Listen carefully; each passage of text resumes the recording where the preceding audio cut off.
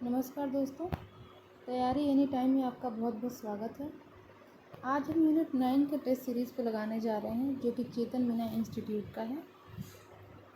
Lecture शुरू करने से पहले आप मेरे चैनल को ज़्यादा से ज़्यादा शेयर करिए, लाइक करिए और सब्सक्राइब ज़रूर करिए। जितना हो सके ज़्यादा से ज़्यादा लोगों को शेयर करिए मेरा चैनल, ताकि जो लोग भी जिनको कोचिंग इंस्टीट्यूट के मटेरियल प्रोवाइड नहीं हो पाते हैं, टेस्ट पेपर्स प्रोवाइड नहीं हो पाते हैं, मेरे चैनल के थ्रू उनको मदद मिल सके। तो चलिए हम शुरू करते हैं। पहला क्वेश्चन है, मध्य प्रदेश में किस शहर में देश की प्रथम रोबोटिक कंट्रोल वेधशाला स्थापित की गई है? मध्य प्रदेश के किस शहर में देश की प्रथम रोबोटिक कंट्रोल वेधशाला स्थापित की गई है? ऑप्शन ए है भोपाल, ऑप्शन बी है इंदौर, ऑप्शन सी है उज्जैन और ऑप्शन डी है जबलपुर। तो इसका आंसर हो जाएगा उज्जैन। देश की प्रथम रोबोटिक कंट्रोल वेधशाला उज्जैन में स्थापित की गई है। यह यहाँ लगे टेलीफोन के द्वारा किसी भी दिशा में घुमाकर ग्रह नक्षत्रों की तस्वीरें ली जा सकती हैं। अगला क्वेश्चन है, साइबर नाइफ क्या है? रोबोट से बात करने का तरीका, रोबोट द्वारा रेडियो सर्जरी की प्रणाली, रोबोट द्वारा अटैक करना या इनमें से कोई नहीं। साइबर नाइफ क्या है? इसका आंसर हो जाएगा रोबोट द्वारा रेडियो सर्जरी प्रणाली। साइबर नाइफ विकिरण चिकित्सा का एक रूप है जिसका उपयोग ट्यूमर के इलाज के लिए किया जाता है। तो ट्यूमर के इलाज के लिए साइबर नाइफ का उपयोग किया जाता है। रोबोटिक सोसाइटी ऑफ इंडिया की स्थापना किस वर्ष में की गई? क्वेश्चन क्या है, रोबोटिक सोसाइटी ऑफ इंडिया की स्थापना किस वर्ष में की गई? तो ऑप्शन ए है 2010, ऑप्शन बी है 2011, ऑप्शन सी है 2012 और ऑप्शन डी है 2013। तो इसका आंसर हो जाएगा 2011। रोबोटिक सोसाइटी ऑफ इंडिया की स्थापना 2011 में हुई थी और इसका मुख्यालय कहाँ पे है, ये आप अगर किसी को पता हो तो मुझे कमेंट में ज़रूर बताइएगा। और 10 जुलाई 2011 को की गई थी। इसका प्रमुख कार्य रोबोटिक्स के क्षेत्र में विकास और शोध कार्य करना है। यह 2 वर्ष के अंतराल पर एडवांस इन रोबोटिक्स का आयोजन इसके द्वारा किया जाता है। तो कितने वर्ष के अंतराल पर? 2 वर्ष के अंतराल पर। अंतर्राष्ट्रीय रोबोटिक्स संघ का मुख्यालय कहाँ स्थित है? अंतर्राष्ट्रीय रोबोटिक्स संघ का मुख्यालय कहाँ स्थित है? Option A Germany, option B Japan, option C USA, option D दक्षिण कोरिया। तो इसका आंसर हो जाएगा जर्मनी के फ्रैंकफर्ट में अंतर्राष्ट्रीय रोबोटिक्स संघ। आंसर हो जाएगा जर्मनी। अंतर्राष्ट्रीय रोबोटिक्स संघ एक गैर लाभकारी अंतर्राष्ट्रीय संस्था है जिसका गठन 1987 में किया गया था और इसका मुख्यालय कहाँ पे है? फ्रैंकफर्ट जर्मनी में। अगला क्वेश्चन है, भारत का पहला 3D ह्यूमनॉइड रोबोट कौन सा है? भारत का पहला 3D ह्यूमनॉइड रोबोट कौन सा है? Option A Ajit, option B Mitra, option C Sandy या ऑप्शन डी मानव। तो इसका आंसर हो जाएगा मानव। मानव भारत का पहला ह्यूमनॉइड 3D प्रिंटेड रोबोट है। मानव भारत का पहला 3D ह्यूमनॉइड रोबोट है जिसे एसेट प्रशिक्षण अनुसंधान संस्थान द्वारा विकसित किया गया है। अगला क्वेश्चन है, चतुर्बोट लिखा हुआ है जबकि ये चतुर्बोट है। चतुर्बोट किसके द्वारा विकसित किया गया है? क्वेश्चन क्या है, चतुर्बोट किसके द्वारा विकसित किया गया है? Option A CAIR, option B DRDO या option C both A and D या ऑप्शन डी नन। तो इसका आंसर हो जाएगा, इसको बोथ ए एंड बी अर्थात CAIR और DRDO दोनों विकसित किया है और यह दृश्य सेंसर वाला रोबोट है। कैसा रोबोट है? दृश्य सेंसर वाला। अगला क्वेश्चन है, भारत का प्रथम मानव मिशन गगनयान में इसरो द्वारा अंतरिक्ष यात्रियों के साथ भेजे जाने वाला अर्थ ह्यूमनॉइड रोबोट कौन सा है? Option A Vyommitra, option B Rashmi, option C Sophia, इनमें से कोई नहीं। तो इसका आंसर तो मुझे लगता है सबको पता होगा, व्योमित्र। तो फर्स्ट ह्यूमनॉइड रोबोट जो मिशन गगनयान के साथ जाएगा वो है व्योमित्र। इसको विकसित किसने किया है? इसरो ने। ये MPPSC 2021 में पूछा जा चुका है। यह रोबोट AI और एल्गोरिथम डिज़ाइन से लेस है। फिर असीमो का फुल फॉर्म क्या है? असीमो क्या है? एक रोबोट है। इसका फुल फॉर्म क्या है? Advanced space in innovation mobility, advance step in innovative mobility, autonomous step in innovative mobility या automated step in innovative mobility. इसका आंसर हो जाएगा advance step in innovative mobility. अगला क्वेश्चन है, भारत का पहला औद्योगिक रोबोट कौन सा है? गरुड़, भीम, ब्रावो या दक्ष? क्या है? भारत का पहला औद्योगिक रोबोट कौन सा है? तो इसका आंसर हो जाएगा ब्रावो। ब्रावो भारत का पहला औद्योगिक रोबोट है। अगला क्वेश्चन है, हमें ये जो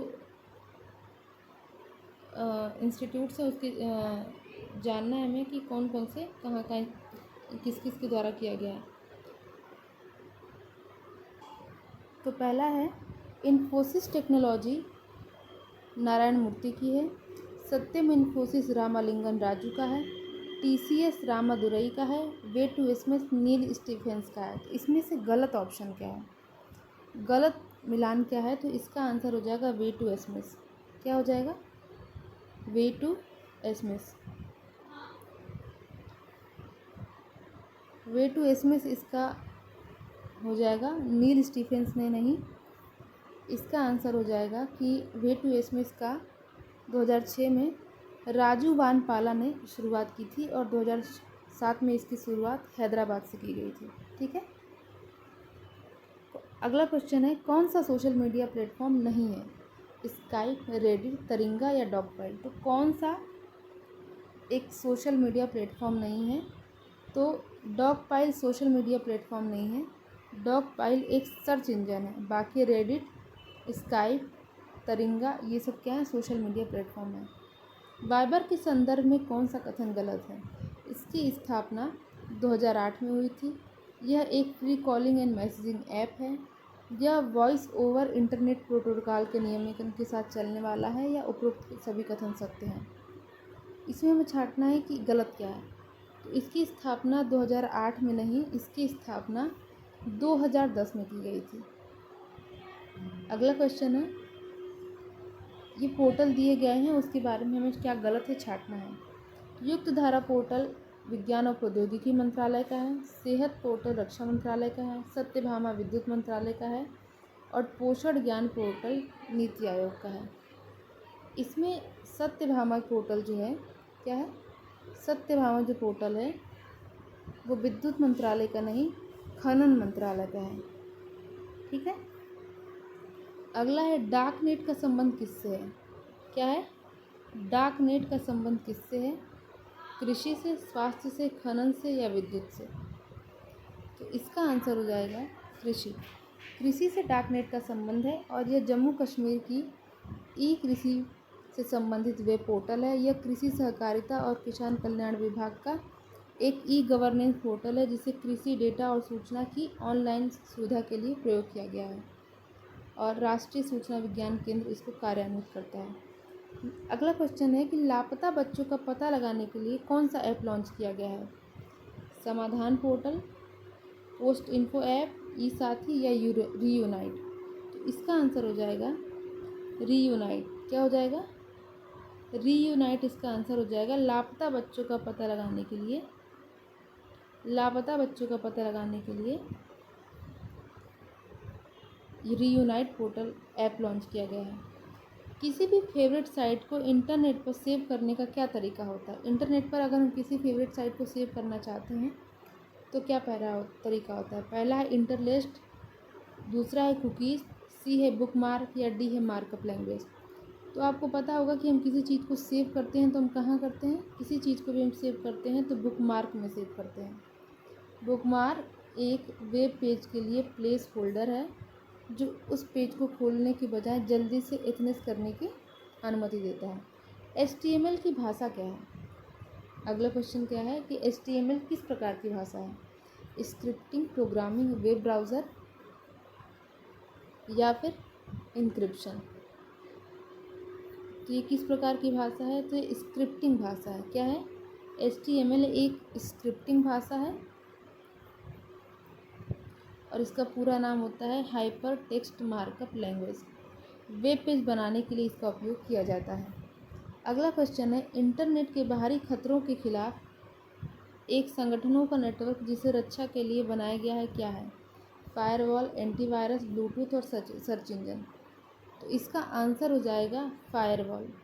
फायरवॉल एक सुरक्षा वॉल्व की तरह काम करता है जो अगर किसी भी इनकमिंग या आउटगोइंग नेटवर्क की ट्रैकिंग करता है और फिल्टर करने का काम करता है। अगला क्वेश्चन है, इंटरनेट से कंप्यूटर पर फाइल ट्रांसफ़र करने की प्रक्रिया को क्या कहते हैं? अपलोडिंग, फॉरवर्डिंग, एफटीपी या डाउनलोडिंग। तो वेब पेज को फाइलों आदि को वेब सर्वर पर डालने की प्रक्रिया अपलोडिंग कहलाती है, जबकि वेब सर्वर से वेब पेज, चित्र और फाइलों को प्राप्त करने की प्रक्रिया डाउनलोडिंग कहलाती है।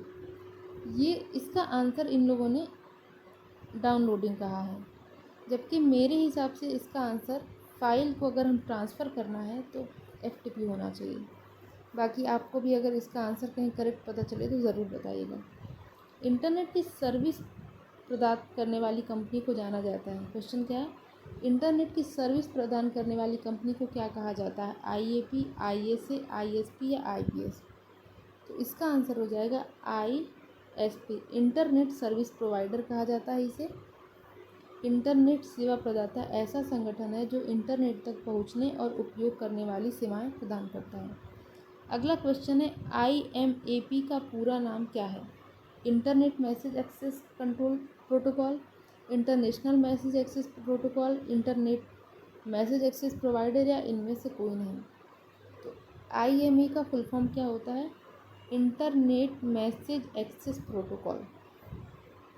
अगला क्वेश्चन है, एक यूनिफॉर्म रिसोर्स लोकेटर को आमतौर पर एक वेब एड्रेस के रूप में जाना जाता है। एक यूआरएल को किसके द्वारा एक्सेस किया जाता है? वेब ब्राउज़र के द्वारा, वेबसाइट के द्वारा, मॉडेम द्वारा या उपरोक्त सभी द्वारा। तो एक अगर हमें यूआरएल को एक्सेस करना है तो हम किस चीज़ के थ्रू करेंगे? Uniform resource locator. तो वेब ब्राउज़र के थ्रू जो है इसको हम एक्सेस कर सकते हैं। क्या हो जाएगा? वेब ब्राउज़र को www एथनोप्लेयर एक्सप्लोर कराने के लिए एप्लीकेशन सॉफ्टवेयर है। यह सर्वर और क्लाइंट के बीच एक इंटरफेस प्रदान करता है।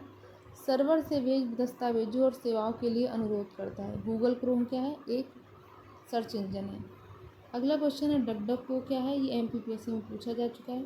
सर्च इंजन है, वेब ब्राउज़र है, वायरस है और न्यूज़ वेबसाइट है। तो आप अगर प्रीवियस ईयर किसी ने सॉल्व किया होगा तो डकडको एक क्या है? सर्च इंजन है जो किसका है? यूएसए की कंपनी का है और कब बनाया गया था? 2008 में। अगला क्वेश्चन है कि जब किसी वेब पेज पर कुछ टेक्स्ट या चित्रों को इंगित करते हैं उस समय माउस पॉइंटर फिंगर बन जाता है। इस तरह के पाठ या तस्वीर को हम क्या कहते हैं? Hyper space, hyper sheet, hyper text या हाइपर लिंक। इस तरीके की शीट को हम क्या कहते हैं? Hyper link. हाइपर लिंक इसको कहा जाता है। ठीक है, तो हाइपर लिंक क्या होता है? एचटीएमएल टेक्स्ट का वह भाग जिसमें किसी अन्य वेब पेज का एड्रेस दिया जाता है। ठीक है, अगला क्वेश्चन है, जिसे वेब पेज कहते हैं में लाखों डॉक्यूमेंट होते हैं। वर्ल्ड वाइड वेब को, एचटीटीपी को, वेब पोर्टल को या डोमेन को।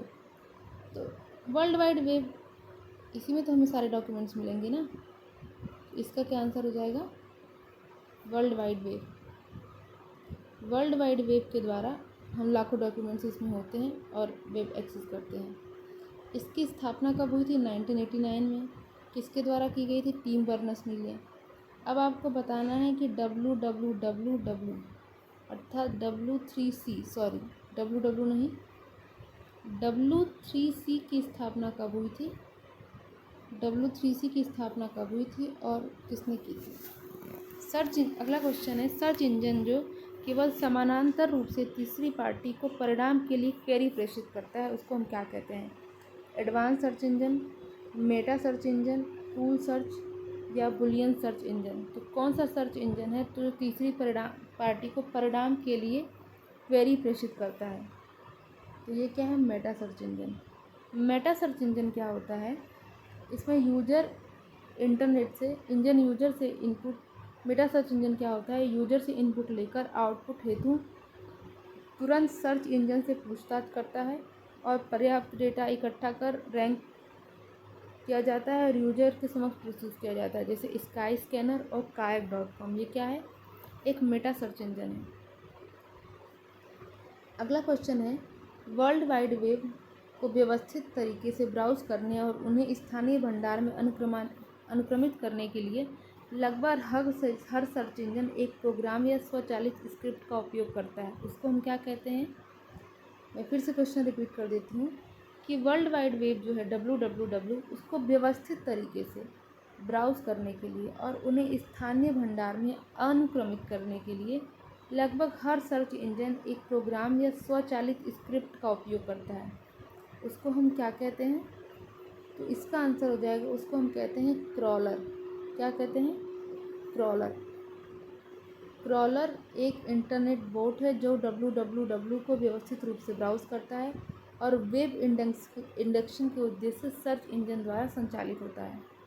अगला क्वेश्चन है, सबसे पहले विकसित किया गया सर्च इंजन कौन सा था? याहू, बिंग, गूगल या आर्ची? तो सबसे पहला सर्च इंजन कौन सा है? तो वो है आर्ची। आर्ची सबसे पहला सर्च इंजन है। कनाडा के मॉन्ट्रियल में मैकगिल विश्वविद्यालय में स्नातकोत्तर छात्र एलन एंटिन के द्वारा इसको किया गया था। अगला क्वेश्चन है, इंटरनेट सर्फिंग में निम्नलिखित में से सभी शामिल हैं और क्या शामिल नहीं है? एक वेब ब्राउज़र शुरू करना, किसी वेबसाइट को एड्रेस टाइप करना, एक फ़ाइल को सर्च इंजन के लिए विंडोज़ एक्सप्लोरर का खोलना या वेब पृष्ठ के नीचे नेविगेट करना।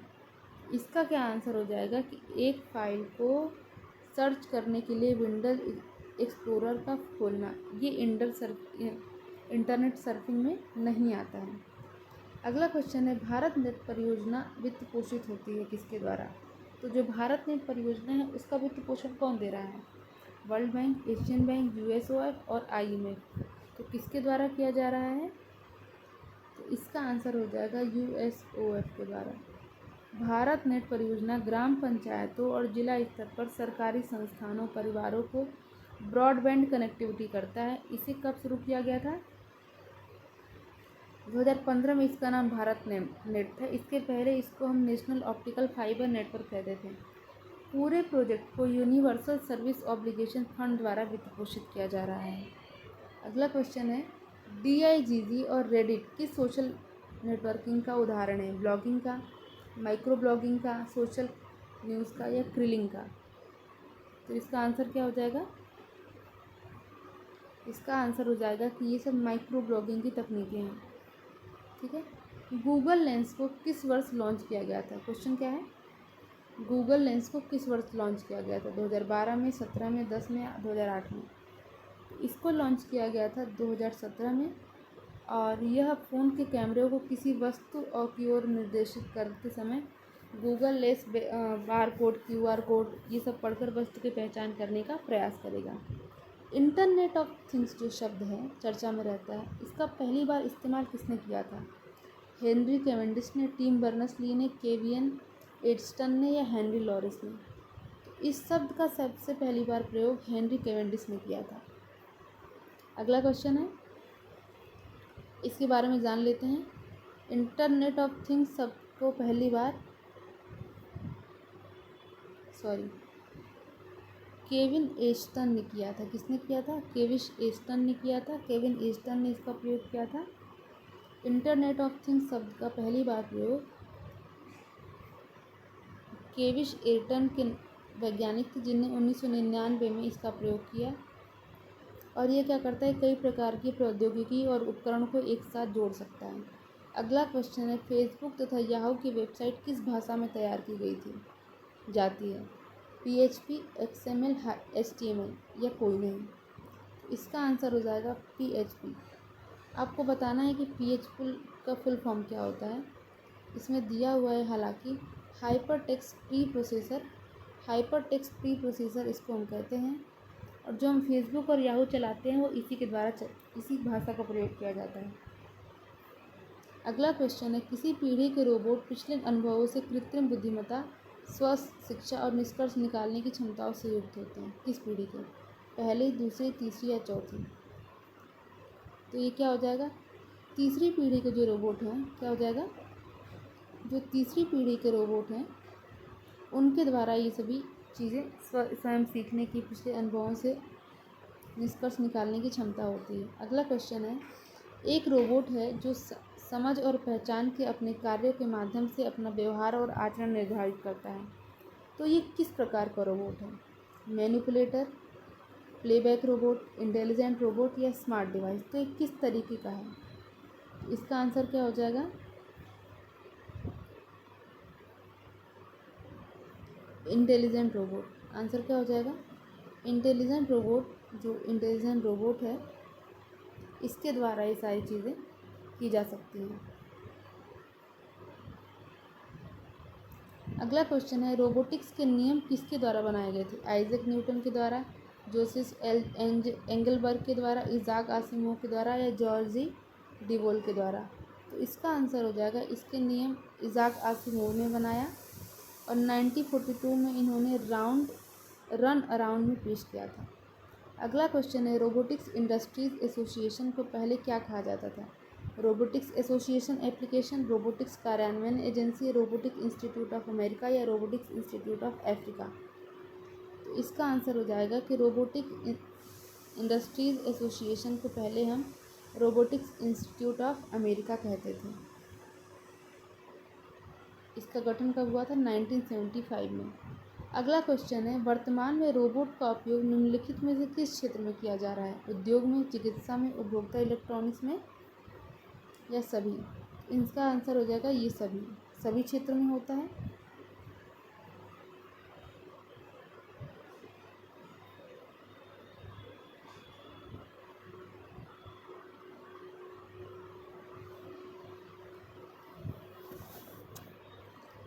इसके आंसर को इन लोगों ने कहा कि कंज्यूमर इलेक्ट्रॉनिक्स में। इन लोगों के हिसाब से आंसर होना चाहिए उपभोक्ता इलेक्ट्रॉनिक्स में। ठीक है, तो हम इसी आंसर को मानते हैं। सी हो जाएगा, रोबोट को उद्योग में शुरुआत से ही उपयोग में लाया जाता है और 1959 में जनरल मोटर्स के लिए जॉर्ज डेवोल द्वारा डिज़ाइन किया गया था। रोबोट यूनिमेट्स हुई थी। रोबोट सर्जरी करते हैं, स्वचालित रूप से अस्पतालों को कीटाणु रहित करते हैं, चिकित्सा क्षेत्र में कई अन्य कार्य करते हैं। ठीक है, तो इस तरीके से हम देख सकते हैं कि इसका उपयोग कंज्यूमर इलेक्ट्रॉनिक्स में होता है। निम्नलिखित में से कौन सा एआई में अध्ययन का प्राथमिक क्षेत्र है? प्राकृतिक भाषा संस्करण, क्वांटम प्रौद्योगिकी, ब्लॉकचेन प्रौद्योगिकी या नेटवर्क सुरक्षा? तो इसका आंसर हो जाएगा प्राकृतिक भाषा संस्करण, अर्थात नेचुरल लैंग्वेज प्रोसेसिंग में इसका पहला प्राथमिक चरण होता है। अगला क्वेश्चन है, मशीन लर्निंग क्या है? मशीन लर्निंग क्या है?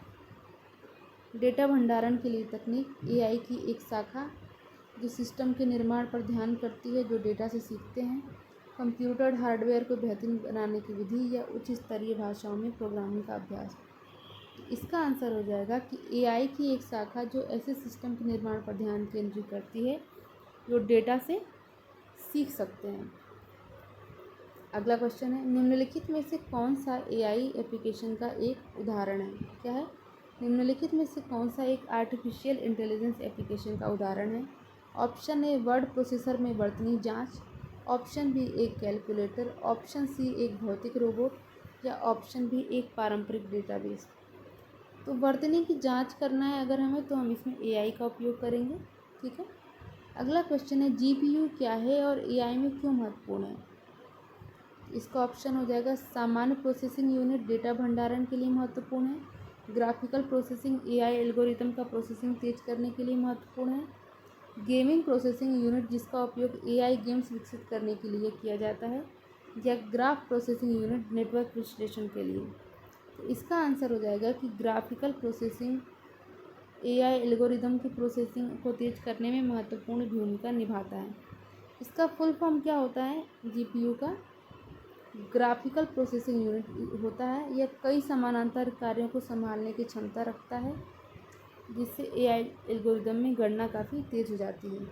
अगला क्वेश्चन है, कौन सी तकनीक बिटकॉइन का आधार और एआई में इसके प्रभावित अनुप्रयोग हैं? आभासी वास्तविकता, ब्लॉकचेन, क्वांटम या 3D? तो इसका आंसर तो मुझे लगता है सभी को पता होगा, ब्लॉकचेन जो प्रौद्योगिकी है उसका उपयोग हम करते हैं। ठीक है, अगला क्वेश्चन है एआई और मशीन लर्निंग के बीच प्राथमिक अंतर क्या है। एआई मशीन लर्निंग एक ही है। एआई एक व्यापक अवधारणा है जिसमें मशीन लर्निंग शामिल है। मशीन लर्निंग बुद्धिमान मशीनें बनाने पर केंद्रित है, जबकि एआई नहीं। या मशीन लर्निंग एआई से भी पुरानी है। इसका आंसर हो जाएगा मशीन। एआई एक व्यापक अवधारणा है जिसमें मशीन लर्निंग शामिल है। अगला क्वेश्चन है आर्टिफिशियल जनरल इंटेलिजेंस ईजीआई शब्द का तात्पर्य क्या है। एआई जो आमतौर पर उपयोगी होता है। एआई जो कोई भी बौद्धिक कार्य कर सकता है जो एक इंसान कर सकता है। सामान्य ज्ञान प्रतियोगिता में एआई का उपयोग किया जाता है। या एआई का सामान्य अध्ययन। तो ए आर्टिफिशियल जनरल इंटेलिजेंस शब्द का तात्पर्य क्या है। तो इसका आंसर हो जाएगा बी। यह एक काल्पनिक एआई विकास चरण है जिस पर क्या है, एआई सिस्टम किसी भी समस्या को हल करने में, समझने में, सीखने और बुद्धिमत्ता को लागू करने में सक्षम होता है। एआई में एज कंप्यूटिंग क्या है। अगला क्वेश्चन क्या है कि एआई में एज कंप्यूटिंग क्या है। तो एआई के लिए एक नई प्रोग्रामिंग भाषा कंप्यूटिंग जो डेटा के स्रोत या उसके निकट होती है। एआई सिस्टम के सबसे बाहरी परत या एआई विकास का अंतिम लक्ष्य। तो इसका आंसर हो जाएगा एज कंप्यूटिंग उसे कहते हैं जो कंप्यूटर जो डेटा के स्रोत या उसके निकट होती है। ठीक है। अगला क्वेश्चन है एआई में स्वार्म इंटेलिजेंस की अवधारणा क्या है। ऑप्शन ए व्यक्तिगत एआई एजेंटों द्वारा प्रदर्शित बुद्धिमत्ता। ऑप्शन बी विकेंद्रीकृत स्व संगठित प्रणालियों का सामूहिक व्यवहार। ऑप्शन सी एआई सिस्टम जो तैर सकते हैं। या डी अंतरिक्ष में एआई का अध्ययन। एआई में स्वार्म इंटेलिजेंस का उपयोग क्या है। तो यह विकेंद्रीकृत स्व संगठित प्रणालियों का सामूहिक व्यवहार है। क्या है, विकेंद्रीकृत स्व संगठित प्रणालियों का सामूहिक व्यवहार एक स्वार्म इंटेलिजेंट कहलाता है। अब हमें सही जोड़ी मिलाना है। फ्लिपकार्ट, तो फ्लिपकार्ट किसकी कंपनी है। इंस्टाग्राम, यूट्यूब और whole foods. Meta, Alphabet, Walmart, Amazon दिया गया है। तो सही जोड़ी हो जाएगी कि हमें उपरोक्त साइटों की वो करना है। हमें पेरेंटिंग कंपनी कौन कौन सी है। तो फ्लिपकार्ट का आपको पता होगा कि वॉलमार्ट है। ठीक है। और